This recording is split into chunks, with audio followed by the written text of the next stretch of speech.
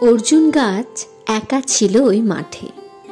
আর্যপুরুষ আভিজাত্যের দম্ভ নত যেন হলো সব গাছ তার কাছে। এইটুকু শুধু আরম্ভ কাহিনীর।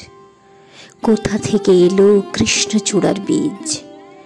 যুবতী হলো সে কয়েক বছর পরে। সাঁওতালি মেয়ে, খোঁপায় তীব্র লাল। অর্জুন তাকে চাইল আপন করে। নত জানু হবে এমন মেয়ে সে নয়। বসন্তে সে তো একাই নিজেই সাজে। আর্যপুরুষে আসক্তি নেই তার। ব্যস্ত আছে সে ফুল ফোটানোর কাজে। খোঁপা থেকে খসে গত রাত্রের ফুল, ঝিরঝিরে পাতা পোশাক বুনেছে তার। অর্জুন সে যে আর্য পুরুষ, ভাবে সব সুন্দরে একা তার অধিকার। অর্জুন গাছ চেয়ে দেখে দূর থেকে, কৃষ্ণচূড়ার হৃদয় ঝরছে রোজ। রূপ দেখে তার ধাঁধায় দুখানি চোখ।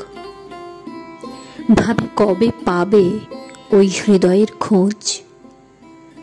কাহিনী এবার শেষ করি তাড়াতাড়ি। কৃষ্ণচূড়ার জেদখানি বড় বেশি। অভিমান সেও বিকাবে না কারো কাছে, বরঞ্চ হবে বন্ধু বা প্রতিবেশী। যদিও কাহিনী এমন সহজ নয়। অর্জুনে শুধু বাকল ঝরেছে, ঝরে। সাঁওতালি মেয়ে রক্ত ঝরাতে জানে। আর্য পুরুষ হার মানে অন্তরে।